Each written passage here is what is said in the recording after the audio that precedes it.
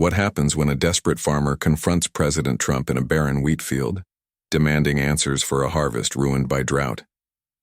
Can Trump's leadership turn despair into hope, or will this moment reveal a deeper divide? The wheat field stretches endlessly, rows of brittle, yellowed stalks crackling underfoot, as President Trump steps out of his motorcade on a surprise visit to rural Kansas, aiming to rally struggling farmers. He's here to meet Reuben Tate, a third-generation farmer known for his outspoken frustration. Reuben stands firm, pitchfork in hand, his weathered face etched with resolve, as Trump approaches with his trademark confident stride, flanked by aides and security. Without hesitation, Reuben speaks, "Mr. President, my fields are dead." "This drought, it's taken everything," Reuben says firmly.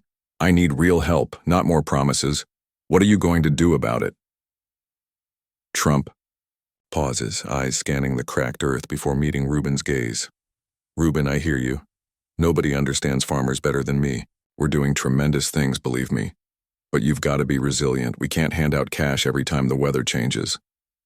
Reuben's grip tightens on the pitchfork. Resilient? I've been resilient my whole life. But this isn't just weather, this is a disaster. My wheat never even made it to harvest. I'm looking at zero income this year. Zero. Do you know what that means for a man like me? Trump folds his arms, his voice firm. "I know what it means, that's why we're working on it. We've got emergency loans, the best loans for situations like this. You can rebuild, get back on your feet." Reuben steps closer, shaking his head. "Loans? I'm already drowning in debt. From last year's seed, a tractor that's falling apart and water pumps that ran dry. A loan just digs the hole deeper. I need relief, not more bills." Trump raises a hand, voice steady. "Look, we're not in the business of handouts, but I'm telling you, we're focused on the big picture, bringing jobs back and making America strong." "That helps farmers too," Trump says, but Reuben's voice cuts in, sharp and unwavering. "Jobs? What good are jobs if I can't even plant next season? I've got nothing to sell, nothing to live on. My neighbors are in the same boat. We're not asking for handouts, we're asking to survive. You're the president. You have the power to actually do something." Trump tilts his head, his tone shifting to that familiar blend of reassurance and deflection. "And I am doing something. We're putting together a task force, the best people, to look into this drought situation. You'll get answers fast, but you've got to trust the process. I've always said farmers are the backbone of this country. I'm not letting you down." But Reuben doesn't flinch. His words strike hard. "A task force? That's your answer? I've heard that before. Politicians show up, make speeches, and disappear. Meanwhile, my life's work is turning to dust. My father worked this land and his father before him, and now I might be the one to lose it all. You think a task force fixes that?"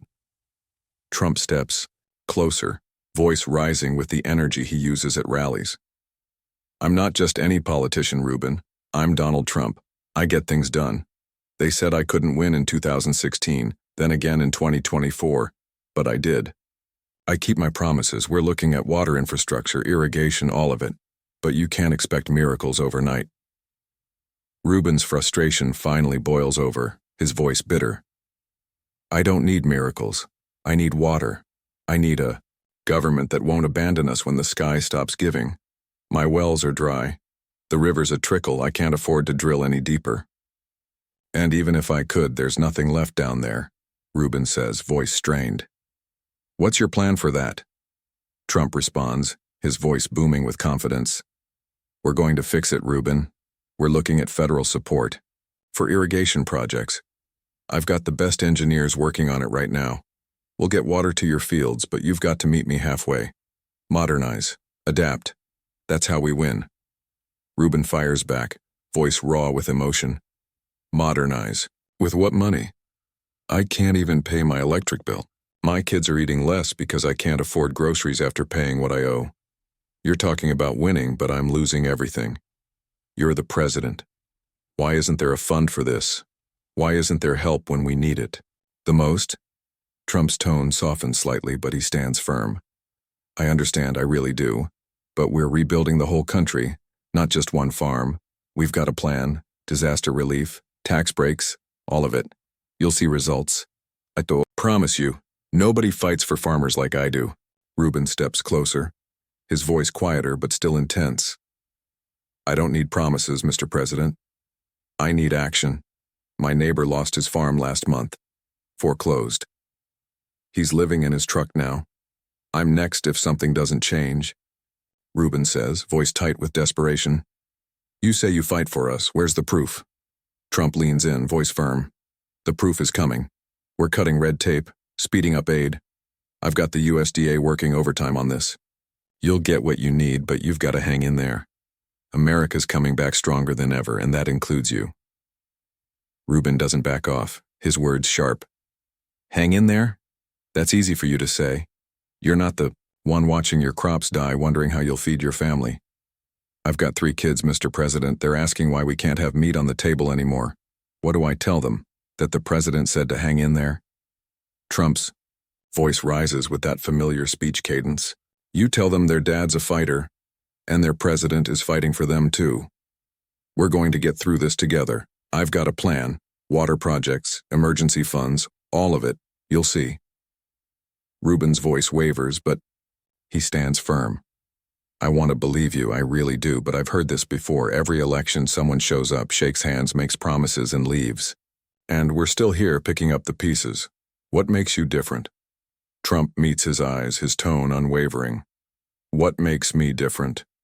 I'm Donald Trump. I don't just talk, I deliver, Trump says confidently. Look at what I've already done for this country.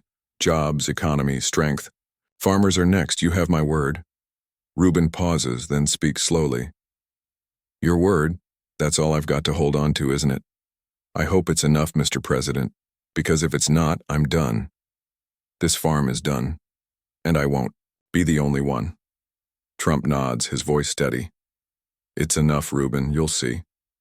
We're going to make this right. I don't fail, and I'm not failing you. Reuben says nothing, his eyes locked on Trump's, searching for any trace of certainty. The moment shifts as an aide leans in, whispering about the next stop.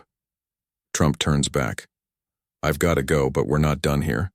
My team will follow up. You'll hear from us soon. We're going to fix this, Reuben. You're going to be fine. Reuben watches as Trump walks back to the motorcade. I hope so, Mr. President, he murmurs. I really hope so. The SUV door closes and the motorcade rolls away, leaving Reuben standing alone in the dry field, pitchfork in hand, staring after them, uncertain, but still clinging to a thread of hope. If this story resonated with you, don't forget to subscribe for more powerful moments that challenge and inspire.